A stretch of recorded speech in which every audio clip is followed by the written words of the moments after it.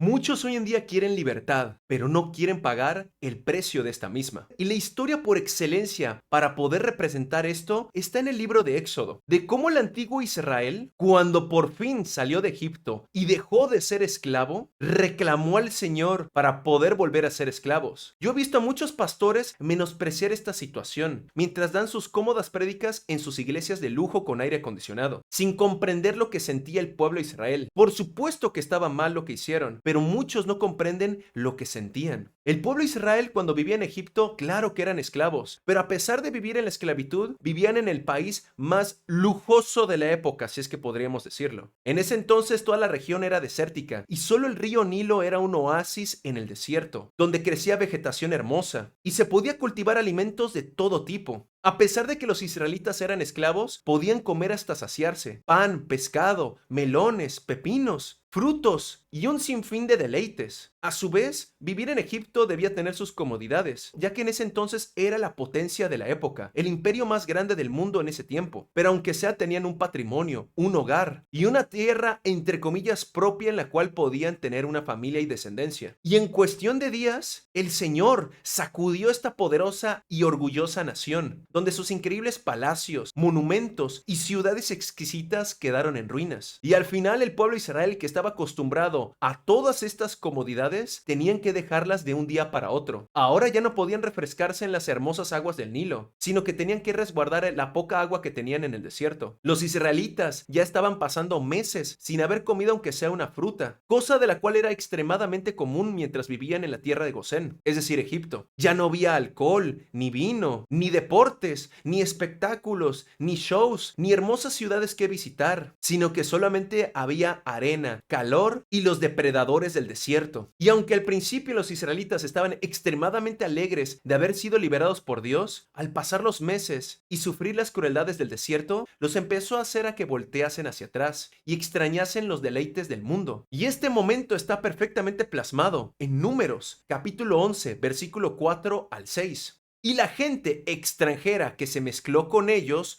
tuvo un vivo deseo, y los hijos de Israel también volvieron a llorar y dijeron: ¿quién nos diera a comer carne? Nos acordamos del pescado que comíamos en Egipto de balde, de los pepinos, los melones, los puerros, las cebollas y los ajos, pues nada sino este maná que ven nuestros ojos. Algunas traducciones incluso llegan a mencionar que los israelitas se atrevieron a llamar al maná como un pan aguado, es decir, un pan insípido. Ya los israelitas extrañaban los placeres de la esclavitud. Muchos hoy en día dicen: quiero ser libre de este trabajo que me trata mal, o este jefe malo, o de todas estas deudas que tengo que pagar de mi tarjeta de crédito, y un sinfín de cosas que, claro, son esclavitud y grilletes de este mundo moderno, ya que hay que recordar que Misraim, es decir, Egipto, representa en hebreo la palabra tierra, o sea, mundo. Cuando Dios saca al pueblo de Israel de la tierra, espiritualmente el pueblo de Dios estaba siendo sacado del mundo. Y al salir del mundo implica todos los sentidos de la palabra, tanto salir de su esclavitud, pero también salir de sus deleites. Muchos cristianos llegan a burlarse de los israelitas de esa época, diciendo de que cómo es posible de que hayan rechazado la libertad de Dios y querían volver tan rápido. Mientras estos mismos cristianos son adictos a sus teléfonos, a sus redes sociales, a las salidas con amigos, al alcohol, a las sustancias, a las películas,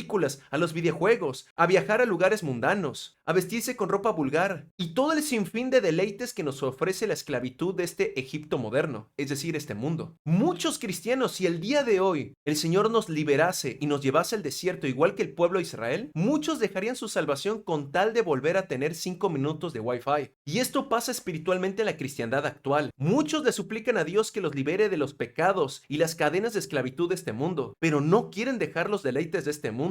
Por eso Dios nos exige santidad, que tenemos que desarraigarnos de los deleites de este mundo para así permanecer en los caminos del Señor y seguirlo. Seguir al Señor no es nada fácil. El pueblo de Israel tuvo que seguir el camino de Dios literalmente en un desierto, pasando limitaciones, sufriendo del abrasador calor. Ya no tenían acceso a los entretenimientos de Egipto, ni tampoco podían caer en sus pecados, ya que Egipto era una tierra extremadamente fornicaria y adúltera. Y Dios terminaba castigando en el desierto, es decir, los que se iban a acostarse con las mujeres moabitas o paganas terminaron falleciendo, y los murmuradores también, y también aquellos que querían volver a la esclavitud fallecían. Es decir, el pueblo de Israel representa lo que pasa cuando una persona está en el camino de Dios y los padecimientos que tiene que experimentar al negarse a sí mismo y a este mundo. No estoy diciendo que todo es pecado en este mundo. Puedes tener aire acondicionado o calefacción o una cama, pero cuando ya estás empezando a traer en cosas mundanas, como películas corrompidas, malas palabras, fiestas, alcohol, fornicación, adulterio, música que no viene de Dios, claro que muchas de estas cosas son extremadamente placenteras y divertidas, pero son parte de los eslabones de los grilletes que te encadenan a este mundo. Por eso la palabra es clara al decir, sin santidad nadie podrá ver al Señor. Y el pueblo de Israel fue llevado a un camino de santidad para que se pudiese despojar de todas las cosas que este mundo le podía ofrecer. Por eso este camino de salvación no es nada fácil y mucho menos cómodo. Por eso en estos tiempos finales están llegando cada vez más y más marcas, en las cuales si no te colocas cierta cosa, ya no podrás tener tu empleo, que si no te dejas escanear cierta parte de tu cara, ya no podrás acceder a tener un negocio, una propiedad, y así sucesivamente, para que así Dios empiece a separar entre el trigo y la cizaña. Quienes están dispuestos a acompañar al Señor literalmente en un desierto de limitaciones y quienes simplemente quieren volver a las comodidades del mundo. Así como no podía existir geográficamente hablando, estar en el desierto con Dios y al mismo tiempo estar en las lujosas ciudades de Egipto, esto también pasa en nuestro plano espiritual. No puedes permanecer en las cosas placenteras de este mundo que te atraen de Egipto, es decir, el mundo moderno actual, y seguir los caminos de santidad en el desierto de Dios. Por eso nuestro Señor Jesucristo nos advirtió